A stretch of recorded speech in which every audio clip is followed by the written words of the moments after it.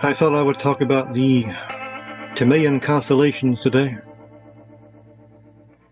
There are 72 Timaean constellations, each of which is 30 degrees wide, dividing 360 by 12 gives you 30 degrees. In terms of declination, I wanted them to be as equal in area as possible. And so it's 6 divisions total, 3 north and 3 south of the equator. The 2 central bands are both 24 degrees in declination. This encompasses the 23.5 degrees of the incline of the ecliptic plane, which is the path of the sun through the sky as seen from Earth. This way, the sun is always contained within that band of zodiacal signs.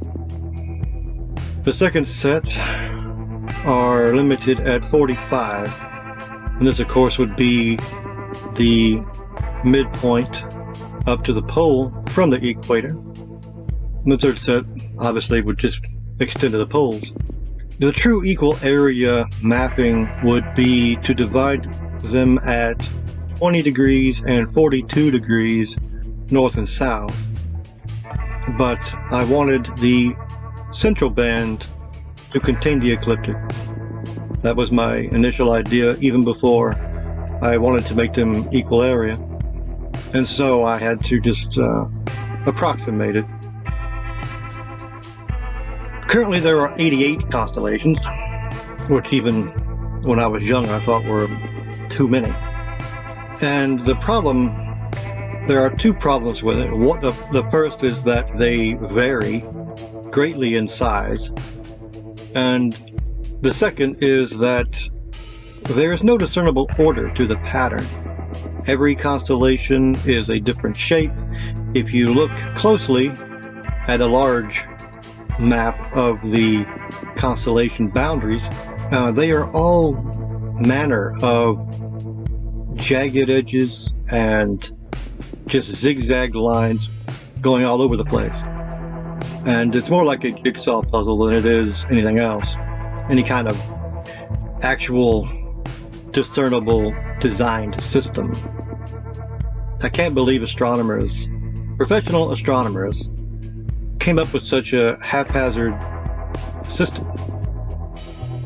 I understand that they would want to keep the basic idea of the old constellations that have always been there.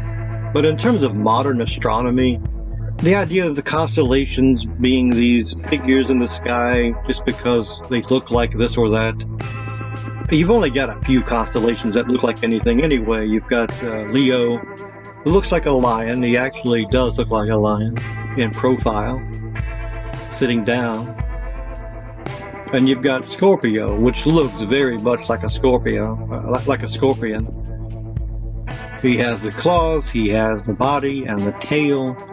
The only thing missing would be his legs, but it's clearly, I would say, made by God to look like a scorpion. The problem with Scorpio is that even though it's clearly the body of a scorpion, they cut it in half. They renamed the claws Libra, the 2 scales, but really initially it was the 2 claws of a scorpion. And in fact, the 2 prominent stars of Libra, if you look up their names, they are Zuban el-Shamali and Zuban el-Ganubi. And that means in Arabic gibberish, the North Claw and the South Claw. The constellation currently called Scorpio is just basically the tail. And the body and the tail, but minus the claws. It doesn't look like a scorpion, it just looks like a tail. And I hate that they did that, it's so obvious. But I have rectified that in my system. Of course, I'm redesigning the whole entire schematic of constellations anyway, but in the scheme of the zodiac, the reality is that Libra is really Scorpio, and what they are calling Scorpio is actually Ophiuchus, the 13th hidden sign that no one really knows about, except a few people that care to look into stuff. Anyway, so the constellations vary greatly in size, with the largest being Hydra at a massive 1,300 square degrees, and the smallest being Crux at a very minuscule 68 square degrees. Of course, Crux is the Southern Cross, so you can't see it from the Northern Hemisphere. Oh well, you can't see it from North America, the U.S. Since in the Southern Hemisphere there is no pole star, no bright, discernible, distinguishing pole star, and so they have always used the Southern Cross as the nearest thing to a pole star, since it's made of 4 bright stars in a cross-like pattern. Virgo is almost 1,300, Ursa Major 1,280, Cetus 1,230, Hercules 1,225, Equus, the horse head, 72 square degrees. There's another one they cut up.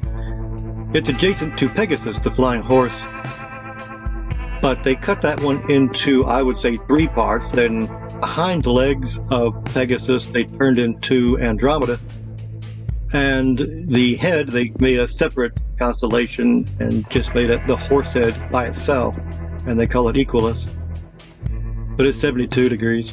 Sagitta, the arrow, 80 square degrees. Cercinus, the compasses, that's the drawing compass, not the orientation compass, 93 degrees. And Triangulum Australis, the first one that's over 100 square degrees, and they call it Australis because there are 2 Triangulum constellations. Hydra at 1,300 is 19 times the size of Crux at 68. This kind of dimorphism is ridiculous in my mind. That combined with the absurdity of the jigsaw pattern, which I cannot stress enough.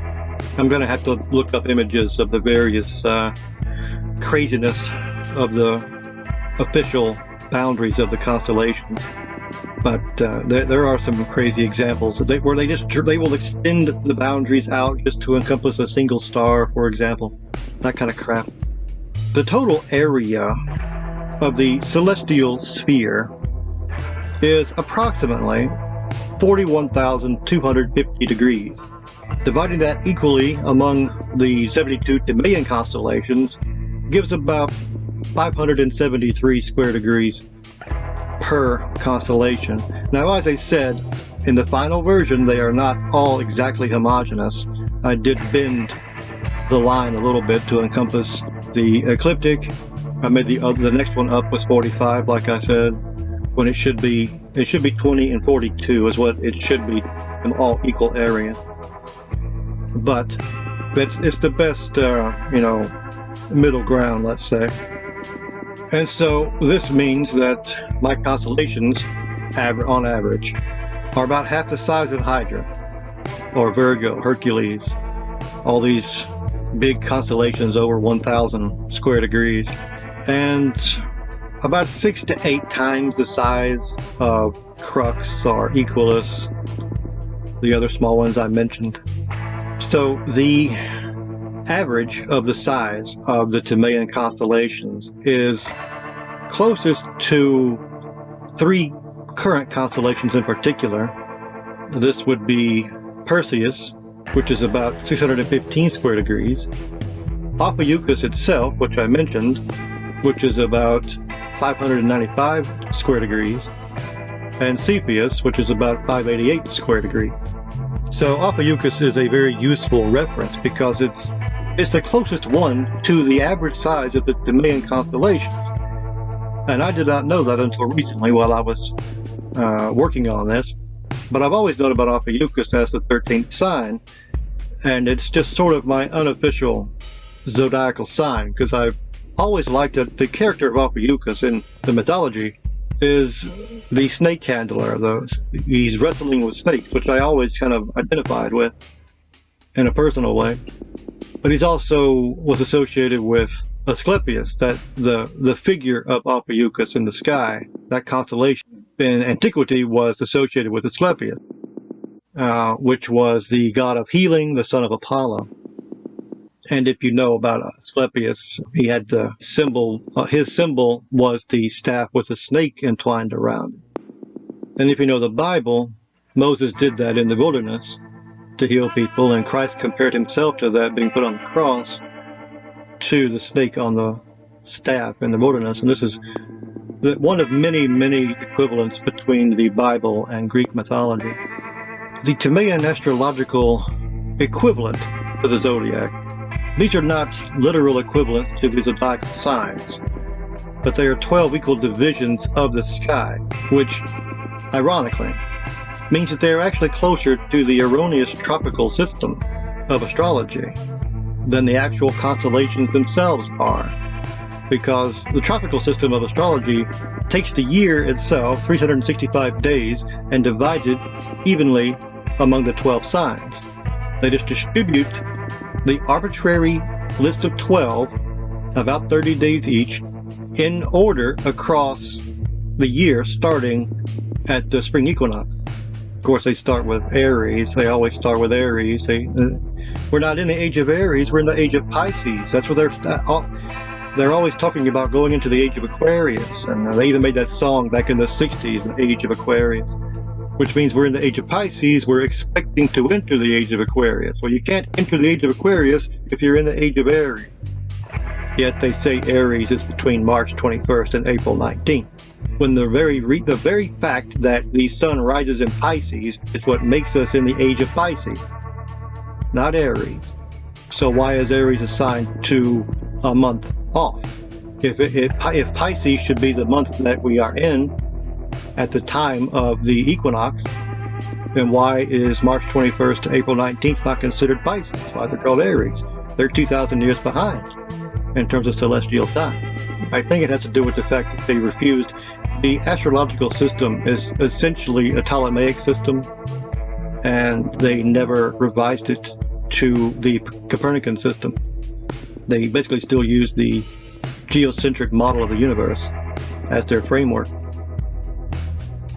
Anyway, so astronomically, the sun is physically in Aries. If you look at it, if you track it through the sky, the sun is actually in Aries from April 19th to May 13th. That's 25 days. Taurus, which they say is April 20th to May 20th, is actually, the sun is actually in that sign from May 14th to June 19th, 37 days. Gemini, they have it May 21 to June 20, but it's actually June 20 to July 20. It's 31 days. Cancer is June 21st to July 22nd, but in reality the sun is in Cancer from July 21st to August 9th, 20 days. Leo is July 23rd to August 22nd, but the reality is August 10th to September 15th, 37 days. And you can look this up. It's the International Astronomical Data, BIAU chart. Virgo in the tropical system is August 23rd to September 22nd, but in reality it's September 16th to October 30th. That's the longest one at 45 days. Libra is September 23rd to October 22nd, but in reality it is October 31st to November 22nd. It's 23 days. Scorpio, they have at October 23rd to November 21st, when really it's November 23rd to November 29th. 7 days, 1 week total. If you look up the chart, it's between Libra and Ophiuchus. There is a little sliver of Scorpio between them, and the sun is only there for 7 days out of the year. And what they are calling Scorpio, like I said, is Ophiuchus. It's not used in the tropical system, but in reality, the sun is in Ophiuchus from November 30th to December 17th. That's 18 days. Sagittarius, they have it November 22nd to December 21st. But in reality, it's December 18th to January 18th, 32 days. Capricorn in the tropical system, December 22nd to January 19th. In reality, it's January 19th to February 15th. 28 days. Aquarius, January 20 to February 18. In truth, is from February 16 to March 11. 24 days. Pisces, they have from February 19th to March 20th. In reality, it's March 12th to April 18th. 38 days. So it's funny that they plan on discerning the truth of people's lives and their destiny as decreed by the heavens, when they literally don't go by the heavens. They just make it up and compress it to all be the same exact length. Anyway, so because all of my signs are 30 degrees wide, that means basically the sun spins about 30 days in each one. Because there's 365 days in a year, or the sun essentially moves 1 degree each day. You can approximate it as 1 degree per day. The only problem with this is that there are 13 Timaean months to match the number of days, 364 plus 1, and you can't divide 13 evenly. 360 degrees of a circle divided by 12 is 30 degrees. Very simple, but it doesn't match the Timaean months, and that's the only thing I don't like about it. Anyway, so I'm renaming all these constellations into Timaean names. I'm redivining the boundaries of these constellations into Timaean divisions, and in doing so, I am essentially rectifying the observable reality that we are in at this day and age with the tropical system. There's no need to fabricate a tropical system in defiance, basically, of the heavens, when all you have to do is define the constellations by the division of 12, and you just magically get a tropical system. These, like I said, these are not directly. I'm not making these. I'm not renaming the constellations that are there, and these zodiacal constellations, these astrological constellations. I'm not just renaming them, but I'm taking the spot that it is closest to in my system, and then applying it to that constellation. So in other words, the first sign, Aries, I'm assigning to the hero Hercules.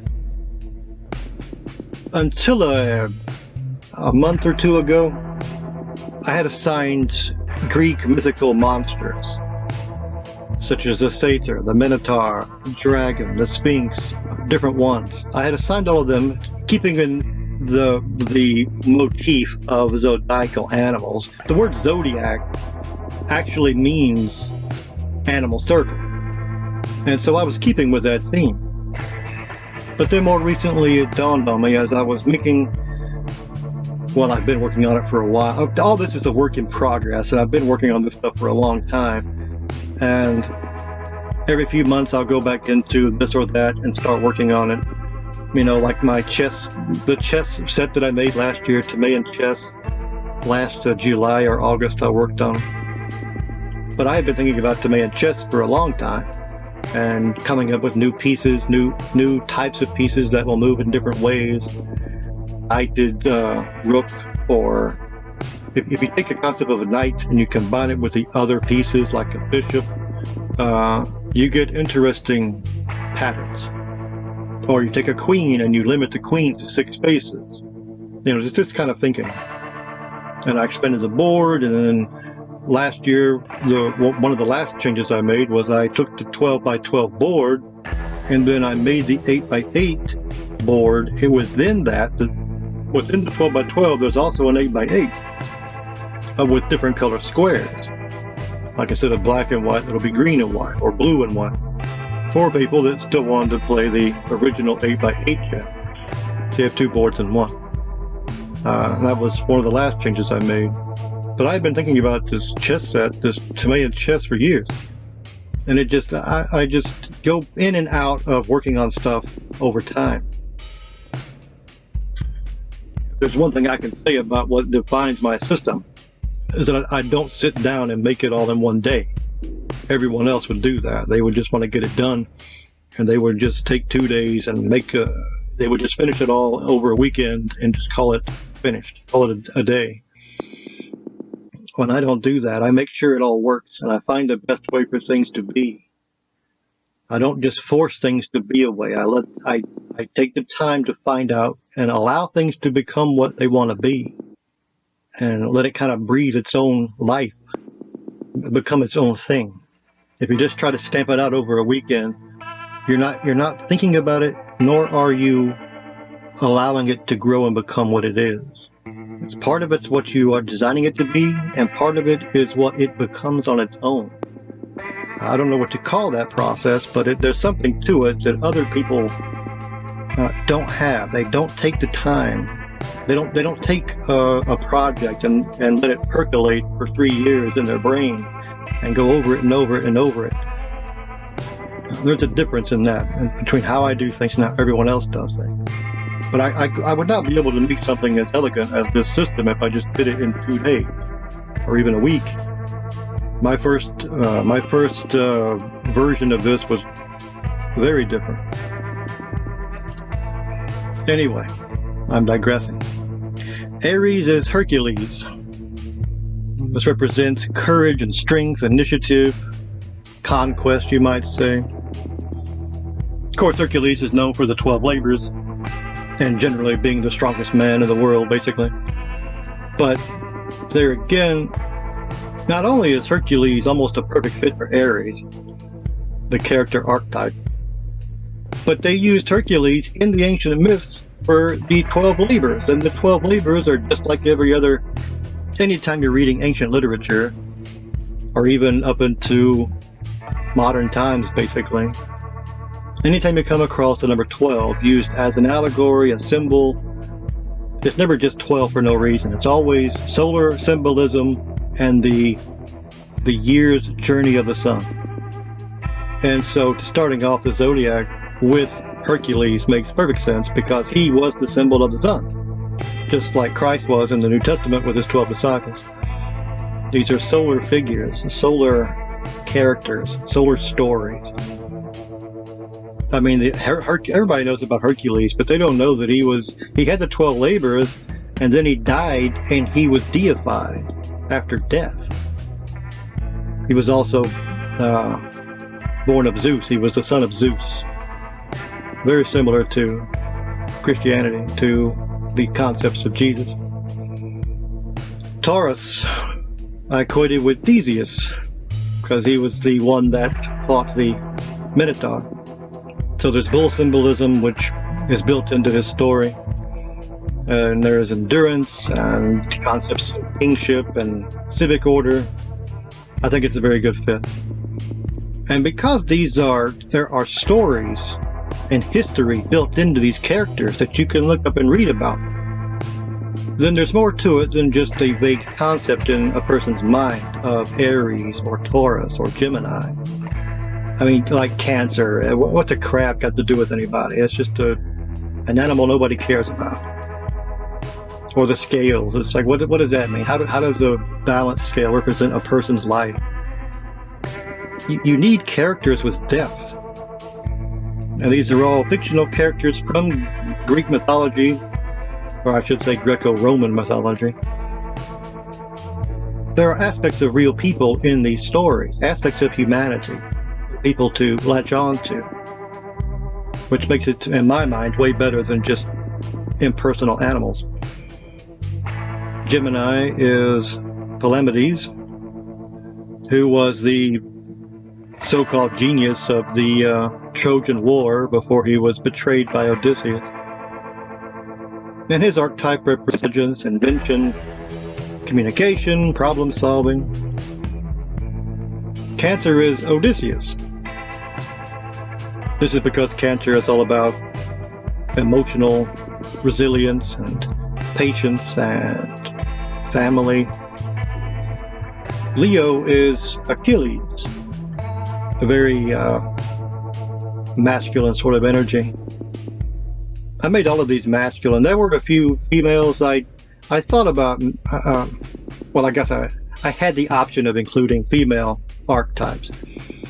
Like Atalanta was one of them I was thinking about adding. But I chose to make them all male because if I had female ones in there, it would cause problems. For one thing, men would not relate very well to a female character if they were to think about it. Like if I'm making them all characters, and I just said people should go read their stories, and if you go read the story of Atalanta, it's not really a story men could relate to. And so I decided to make them all male, which in a way was making them all neutral. Women could look to men and see aspects of things they want to emulate or things they admire, which would then be translated to things they like about themselves. You can't really say that in reverse. So Leo is Achilles, who was a king, but he represents pride and honor, glory, the military spirit.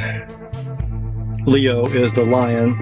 The brightest star of Leo is called Regulus, which means the king. Virgo is Daedalus, and some of these I took a while to think about some of these because there's only a certain number of main heroes in Greek mythology: Hercules and Theseus, Odysseus, Achilles. But after a bit you run out of characters. There's 6 or 8 of them, and then after that you have to start digging in trying to find people to use.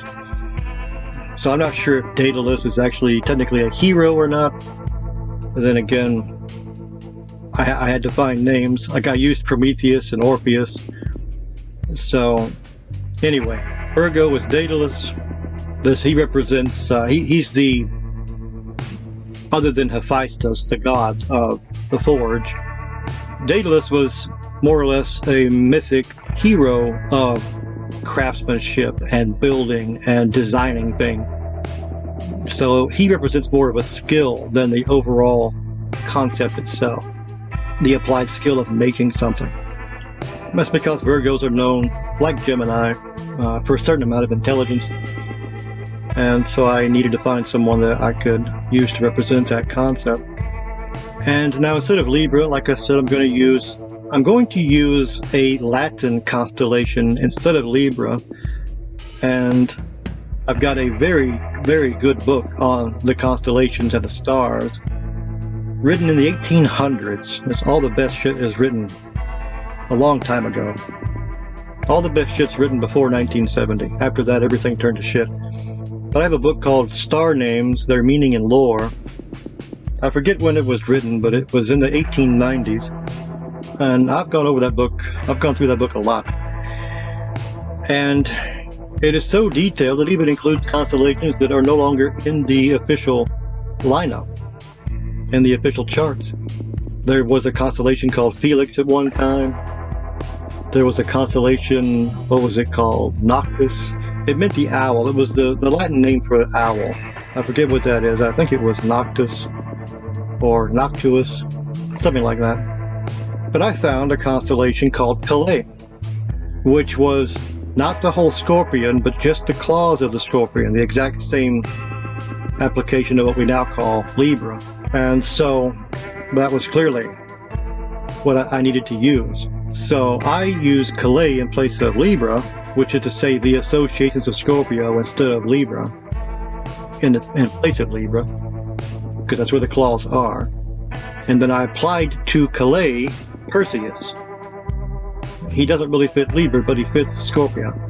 He represents decisive action and opportunity, taking opportunity, facing danger, adversity, because that's what, in the path of the sun going through the signs, Scorpio was always seen to represent the sun as a being, as an entity, being afflicted, being wounded, stricken by the scorpion.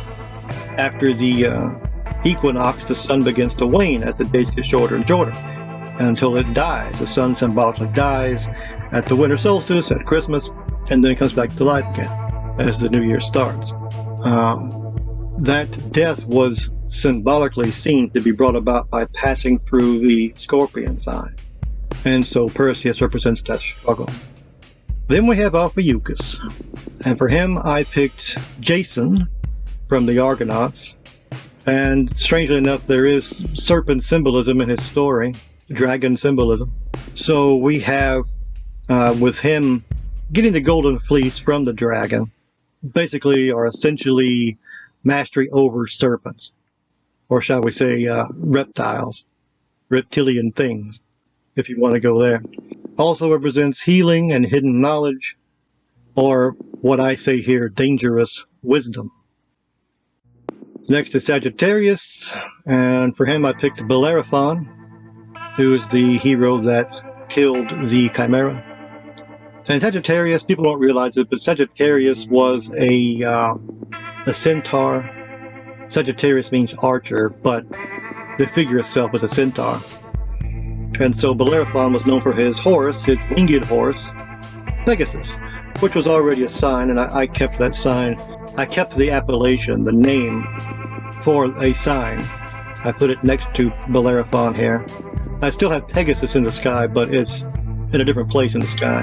None of these signs were given by how they look. I didn't go by that at all. I think that is goofy for modern astronomers to base constellations off of things that look like stuff. That concept is ridiculous to me. Any spot of the sky is as good as any other spot of the sky. The only one that I went by the stars at all, I'll get to it later, but I picked that spot in the sky. I was already going to put it somewhere, but I thought, well, given the name and what it means, I'll put it in a particular place where a lot of stars are. And so that was the only time I did that, but it wasn't based on the shape, just the number of stars. So Bellerophon is a mounted hero, being that he's on a winged horse. Represents long journeys, aspiration, ascent to heaven, that sort of a thing. Next up is Capricorn, the equivalent of tropical Capricorn, which I give to Aeneas. And this one, since I am a Capricorn, I like Aeneas. He's from the Aeneid. He's one of the Trojan War heroes. That in his return, he didn't just return home, he went to Italy and more or less founded Rome. So it's the mythological, cultural, ancestral story of where Romans came from, tracing it back to the Trojan War. He represents duty and discipline, sacrifice, legacy, perseverance. And I like Aeneas because he represents the beginning of a culture that lasted over 1,000 years, close to 2,000 really. And so I sort of see a bit of myself in this. There are similarities between that and what I am doing. Next is Aquarius. And I couldn't think of anyone to use for Aquarius. I was running out of people. And so the closest thing I could come up with was Prometheus, who was he's not a hero, but he's a mythological figure way back in primordial times, early human times, who stole fire from the gods, which represents knowledge.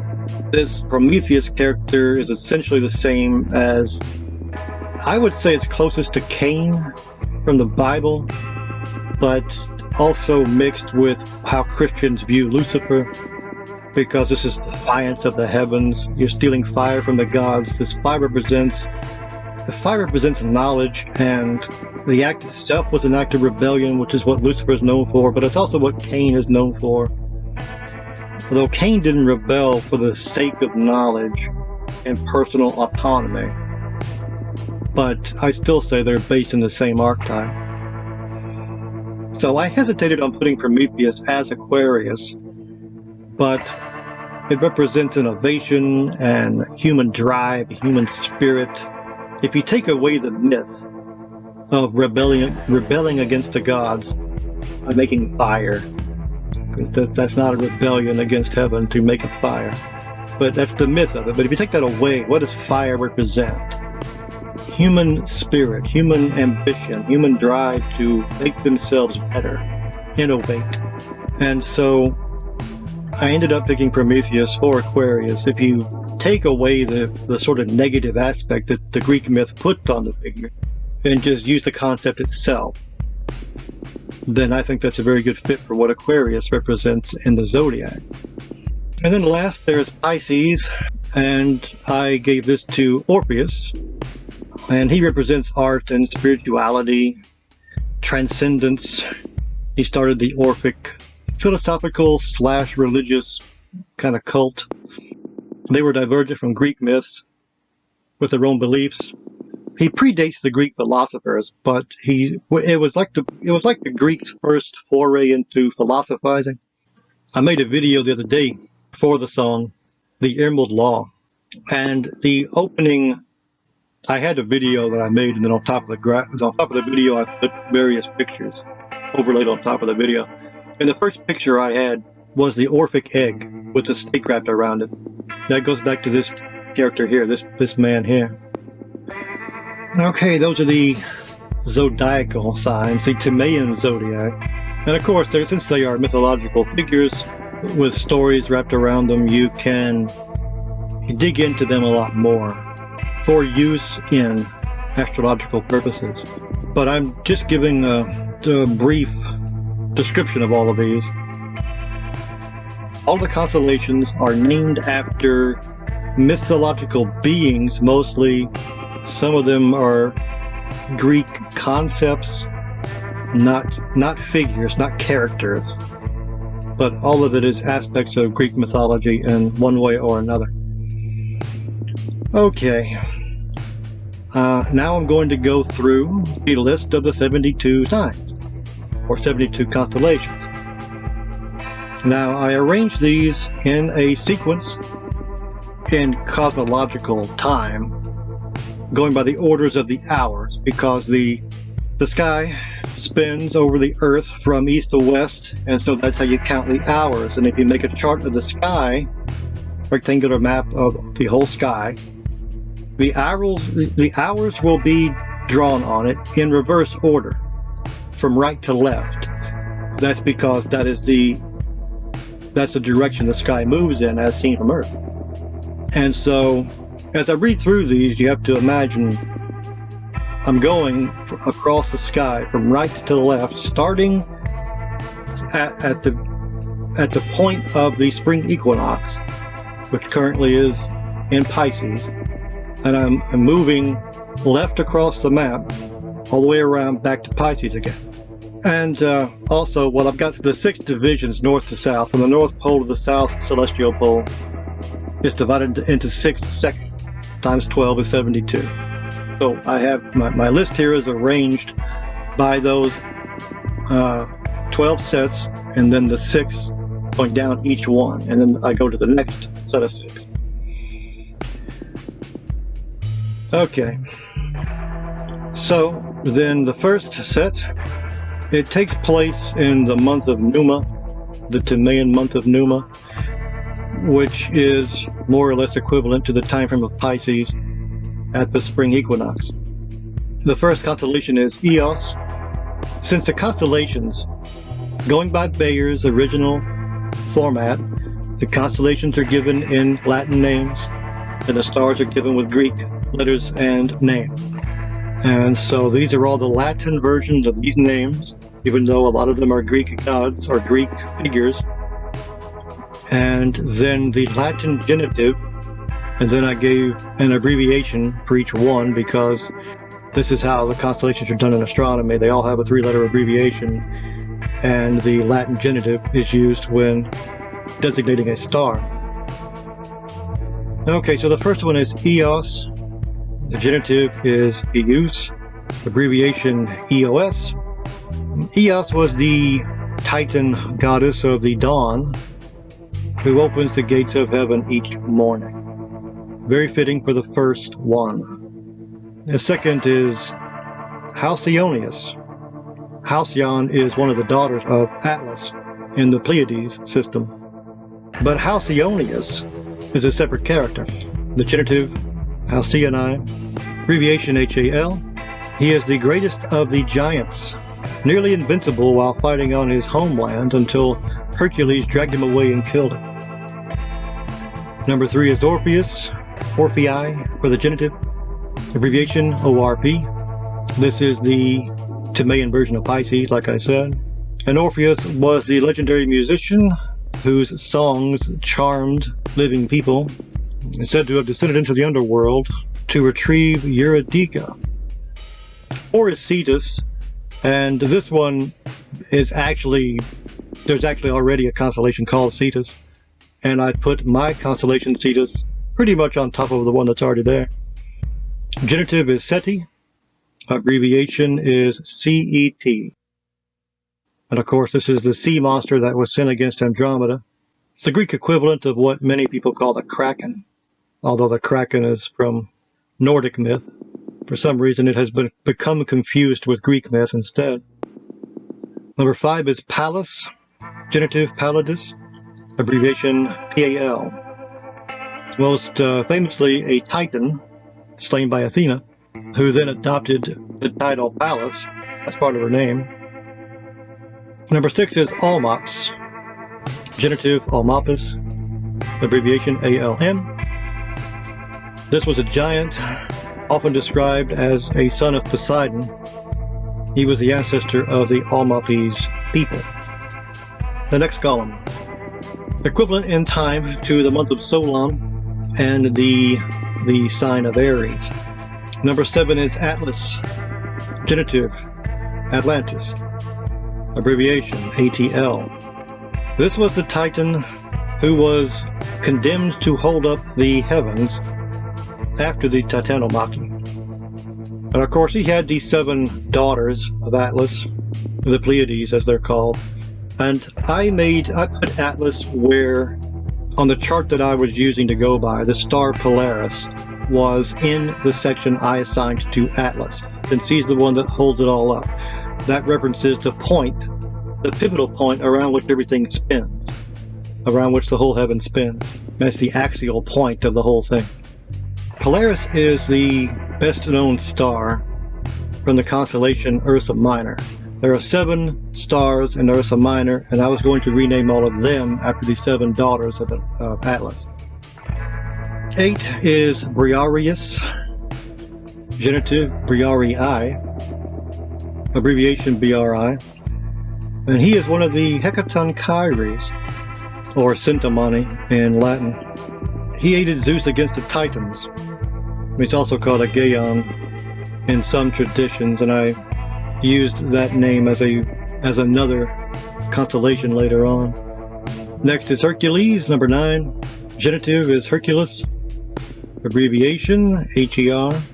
This is equivalent to Ares, and of course he is the greatest known Greek hero. Everybody knows Hercules, famous for the 12 labors and his participation in the Gigantomachy, War of the Giants.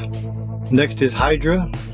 Genitive is Hydra, abbreviation HYD. He was a multi-headed serpent slain by Hercules in his 2nd labor. Next is Gigas. Genitive is Gigas, spelled with an I instead of an E. Abbreviation is GYG. Another one of the Hecatonchires, the brother of Briareus and Cautus.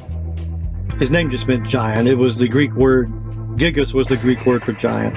It's not even really a name, it's just a word. And on the bottom, number 12 is Cerberus.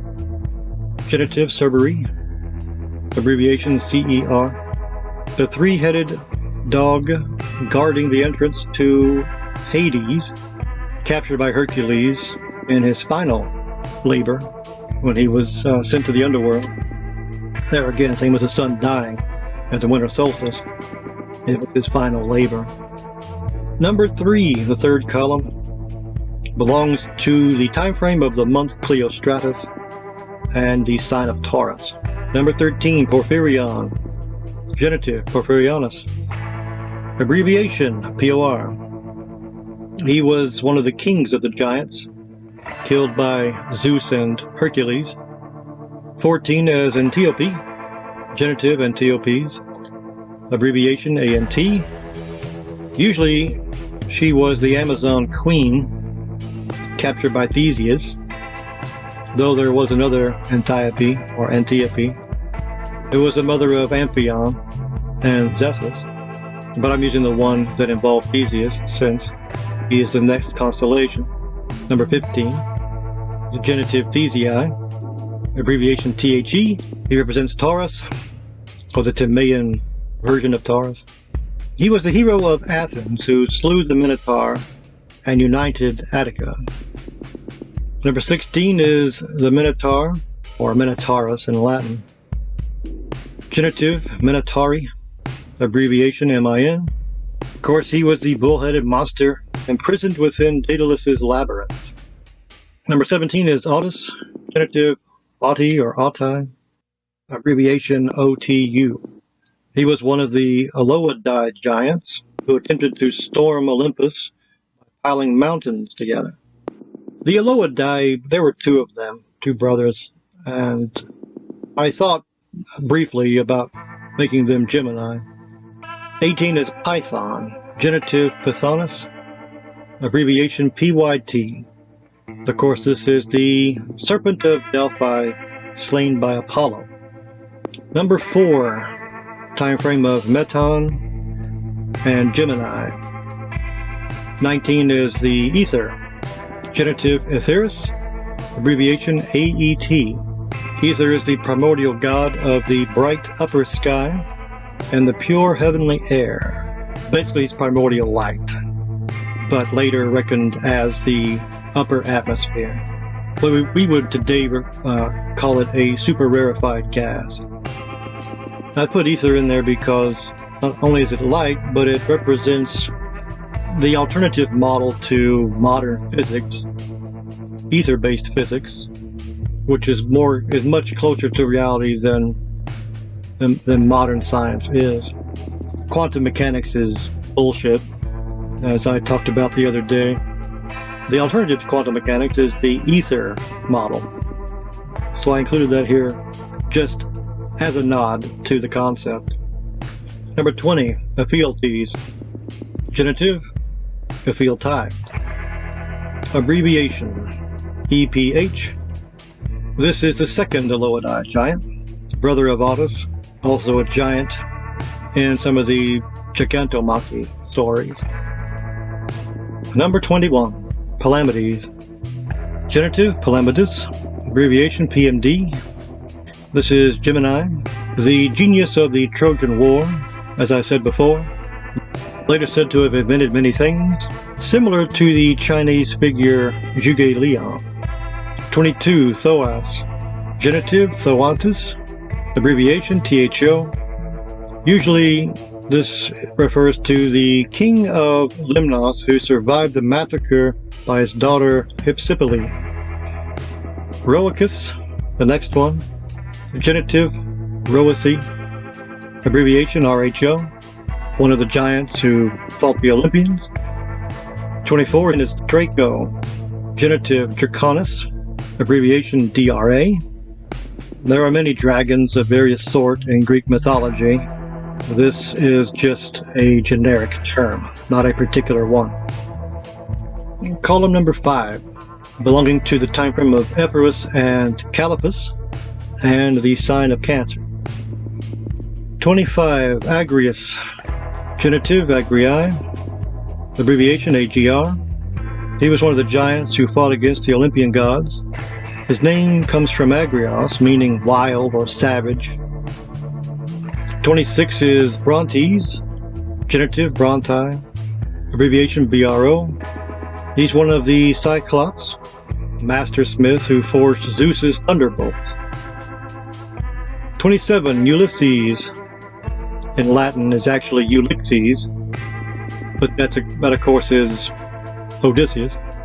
Genitive Ulysses, abbreviation ULX. He represents the space of Cancer in the zodiac. King of Ithaca, whose 10-year voyage became known as the Odyssey. Next is Circe, genitive Circes, abbreviation CIR, was the enchantress who transformed Odysseus's men into swine. Polyphemus, genitive Polypheme, abbreviation POL. the most famous Cyclops, son of Poseidon and the sea nymph Thusa, known for imprisoning Odysseus and his crew in the cave. Number 30 is Scylla, genitive Scyllae, abbreviation SCY, the six-headed sea monster opposite of Charybdis. Number 6 in the time frame of Calipus and Timaeus, equivalent to the sign of Leo. Number 31, Uranus, genitive Urani, abbreviation URA. This is the primordial sky god, father of the Titans, Cyclopes, and Hecaton Kyries. Number 32, Penthesilea, genitive Penthesiliae, abbreviation PEN, Amazon queen who fought for Troy and was slain by Achilles. Number 33, Achilles, genitive Achilles, abbreviation ACH, represents Leo, the greatest Greek warrior in the Trojan War. Number 34, Hector, genitive Hectorus, abbreviation HEC. He was the greatest Trojan warrior who was killed by Achilles. People don't realize it, but the original story of the Iliad ended when Achilles killed Hector. The story of the horse and the fall of Troy was only finished by later authors. Number 35, Chiron, genitive Chironus, abbreviation CHR, wise immortal centaur, who tutored many heroes, including Achilles and Asclepius. 36, Echidna, genitive Echidnae, abbreviation ECH, half woman, half serpent, mother of monsters, via mating with Typhon. Number 7, during the time frame of the months Timaeus and Hipparchus, equating to Virgo, and the time frame of the autumn equinox. Number 37, Astraeus, genitive Astraea, abbreviation AST, Titan of dusk, father of the winds and the stars. Number 38, Polybites, genitive Polybitae, abbreviation PLY. He was a giant defeated by Poseidon, who crushed him beneath the island of Nissaros. 39, the Sphinx, genitive Sphingus, abbreviation SPH. This was the monster who challenged travelers with the riddle, the unanswerable riddle, until she was defeated by Oedipus. Number 40, Daedalus, genitive Daedalai, abbreviation DAE, equates to Virgo. He was the master craftsman who built the labyrinth of the Minotaur and fashioned wings to escape Crete. It was also his son Icarus that made wings out of wax that then melted when he flew too close to the sun and he fell to his death. 41 is Argus, genitive Argi, abbreviation ARG. The name was actually Argus Panoptes, but I reduced it to Argus. But Panoptes refers to the fact that he was called the All-Seeing because he had 100 eyes and he never slept. But he's the one that killed Echidna. Later he was killed by Mercury, who lulled him to sleep, and after his death his 100 eyes became the spots on peacock feathers. Number 42, Piccolus, genitive Piccoloi, abbreviation PIC, an obscure giant from later Greek tradition who fled to Circe's island and was slain by Helium. Number 8, in the time frame of Hipparchus and Varus, and the Timaean sign of Calais. Number 43, Mimas, genitive Mimantis, abbreviation MIM, the giant slain by Hephaestus, or Ares in some versions. 44, Aegion, genitive is Aegionus, abbreviation AEG. Name sometimes is identified with Briareus, but there are also other giants with the same name, such as one that was allied with the Titans, a so-called sea giant. You might notice the similarity between Aegion and Aegean, as in the Aegean Sea. Number 45, Medusa, Genitive, Medusae. Abbreviation, MED. This, of course, is the famous Gorgon, whose gaze turned people to stone, who was slain by Perseus. And so number 46 is Perseus, genitive, Persei, abbreviation PER, representing Libra or Kali. He was the hero who killed Medusa and rescued Andromeda. Number 47, Cottus, genitive, Cotai, abbreviation COT, another one of the Hecaton Kyraes, brother of Briareus and Gygas. Helped defeated the Titans by hurling hundreds of boulders at them. Anytime you come across a Greek monster or Greek mythic character that has 100 eyes or 100 hands or 100 heads or anything like this, 50 heads, these are representing stars. That's why I named all these after giants. 2/3, I think, are named after giants. That's because constellations in the sky were the giants. Mythology comes from the heavens. It comes from watching the sky.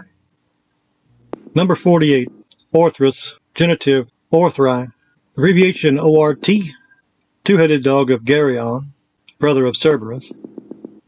Number 9, in the time frame of the month Julius, equivalent to the sign Ophiuchus.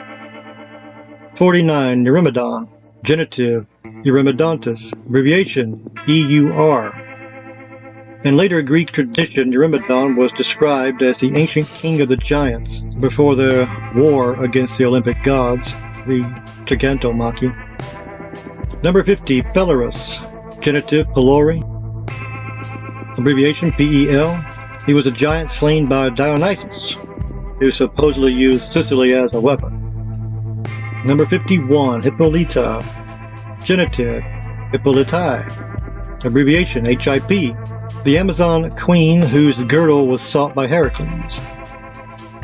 Number 52, Jason, genitive, Jasonus, abbreviation JAS, equivalent to Scorpio / Ophiuchus.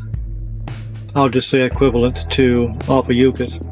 Leader of the Argonauts in search of the Golden Fleece. 53, Talos, genitive, Tali, abbreviation TAL. He was a bronze giant automaton created by Hephaestus. He was in the story of the Argonauts. Jason, of course, was the leader of the Argonauts. Number 54, Saturnus, genitive, Saturni, abbreviation SAT. He, of course, was a Titan king who overthrew Uranus and was later overthrown by Zeus. I can use it here because I renamed all the planets and all of the moons orbiting the planets. I renamed Saturn to Demeter. Saturn was the Titan who was, after he was overthrown, he was sent to Hades. I think he's the only Titan that went to Hades. I can't remember if there were any more, but I know he was one that did. And so I have him here at the bottom of the list. And he fits here a lot better than he does as one of the planets. One of the governing bodies in astrology who governs people's lives. You don't want Saturn or Cronus governing any part of your life. Cronus was the Greek god that ate his own children until Zeus was able to stop him. As I said, I think in my other video, one of my videos, Saturn and Satan come from the same word. They go back to the Egyptian god Set. But Saturn is essentially the Roman version of Satan or Lucifer. 10 is in the time frame of Augustus, equivalent to Sagittarius, which is when the winter solstice is. And number 55 is Nox. Genitive is Noctis, abbreviation NOX. She was the primordial goddess of the night, one of the oldest and presumably one of the most powerful deities. Well, there again, the Greek gods were not actual beings, not actual people. It starts off with, their cosmology starts off with the most broad aspects of reality. And as these different sort of elemental beings mate together, which is to say they combine, they mix, and the mixture of this and that combined make other things. For example, the greatest union came between Earth and Sky, Gaia and Uranus. They basically gave birth metaphorically to most everything that exists. So Gaia being the mother of everything on the earth, and Uranus being the father of everything that is in the sky. So even though Zeus is the king of the heavens, Uranus is the entire sky, everything in it. That's the air and space. So when you look at the genealogy of the Greek gods, you're just seeing each generation becoming a more refined, more specific aspect of nature, aspect of reality. When you start off with broad concepts like light and darkness and fate, and by the end of it you're getting down to individual tree nymphs and river gods. Number 56, Enceladus. Genitive, Enceladi. Abbreviation, ENC. One of the mightiest giants, was buried under Sicily by Athena, and his movements were thought to cause earthquakes. Number 57, Pegasus. Genitive, Pegasi. Abbreviation, PEG. He was the winged horse born from Medusa's blood after she was killed. 58 is Bellerophon. Genitive, Bellerophontus. Abbreviation, BEL. Equivalent to Sagittarius. He was the hero who tamed Pegasus and slew the Chimera. Number 59 is the Chimera that Bellerophon slew. The genitive, Chimerae, abbreviation CHI, is a fire-breathing monster with the parts of a lion, a goat, and a serpent. And number 60, Ladon, genitive, Ladonus, abbreviation LAD. This is the 100-headed dragon that guarded the golden apples of the Hesperides. Slain by Hercules, he was one of the greatest dragons. Yeah, I find it, there's another one of those correspondences between the Bible and Greek mythology, where you had this island of the Hesperides, where these nymphs would guard the tree with the golden apples. So they had like this, there was like an earthly paradise setting. But in this paradise there was this monster called Ladon, who was a lizard creature, a reptilian type dragon creature. My view is that the Greek myths came from the same source that the Bible myths did, the Bible story did. Such as the flood, they have Deucalion in the flood. They have Iapetus, who was the same as Japheth, only in the Greek myth, Iapetus was the father of Prometheus and Epimetheus. Their names mean forethought and afterthought. Prometheus was forethought, meaning he had the insight, the mental insightfulness to think ahead, whereas Epimetheus was always in retrospect. This, to me, is clearly Cain and Abel, whereas I was saying before, Prometheus is similar to Cain. But then through Prometheus came Deucalion, and Deucalion was the survivor of the flood myth in the Greek legend. In the Bible, Japheth was one of Noah's sons, but in the Greek myth, Iapetus was the grandfather. And of course you have Pandora opening the jar, letting out all the evil in the world. It's clearly analogous to Eve eating the apple.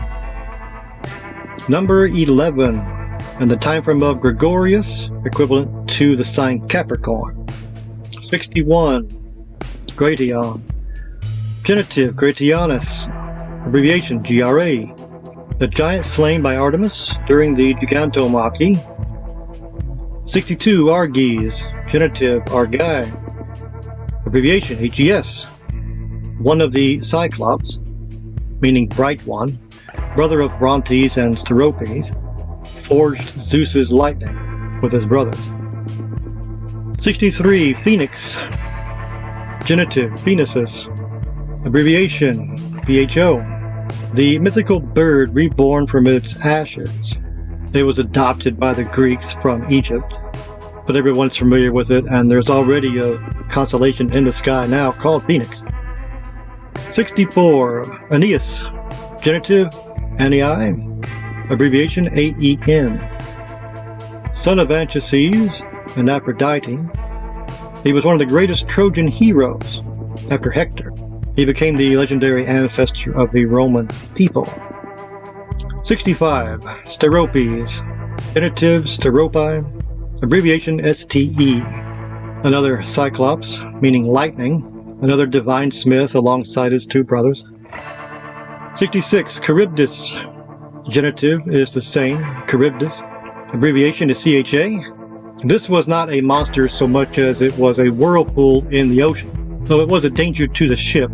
The problem that Odysseus had was navigating between the two, Charybdis and the monster Scylla. You get too close to one, the monster gets you, you get too close to the other, it sucks your ship down. So he had to be inventive and find ways around it. And number 12, Usher, in the time frame of Aquarius. 67, Chilum, genitive, Kylie, abbreviation CAE. This is already a constellation in the sky. It's the Latin word for sky or heaven, the celestial vault. It was an obvious choice to put here. 68, Eurytus, genitive, Eurydy, abbreviation ERY. He was a giant warrior killed by Dionysus during the Gigantomachy. 69, Clytius, genitive, Clytii, abbreviation CLY. This was a giant killed during the Gigantomachy, often said to be done by Hecate. Number 70, Prometheus, genitive, Promethei, abbreviation PRM. He was the son of the Titan Iapetus. His name means forethought. He defied Zeus by stealing the divine fire and giving it to humanity. 71, Damasus, genitive, Damasi, abbreviation DAM. He was the swiftest, the fastest of all the giants. After he died, Chiron gave Achilles his ankle, fusing it to his bone, which then allowed Achilles to become the fastest warrior. And 72, Typhon, genitive, Typhonus, abbreviation TYP. He was the gigantic serpentine monster who challenged Zeus for rule of the cosmos. He was said to be the father of all the monsters. Him and Echidna, the father and mother of all of the monsters. He was equated with the Egyptian god Set, which I find interesting, because that would mean that they equated Osiris with Zeus. Okay, that's about it. I will cut it off here. I will talk to you later. Until then, take it easy.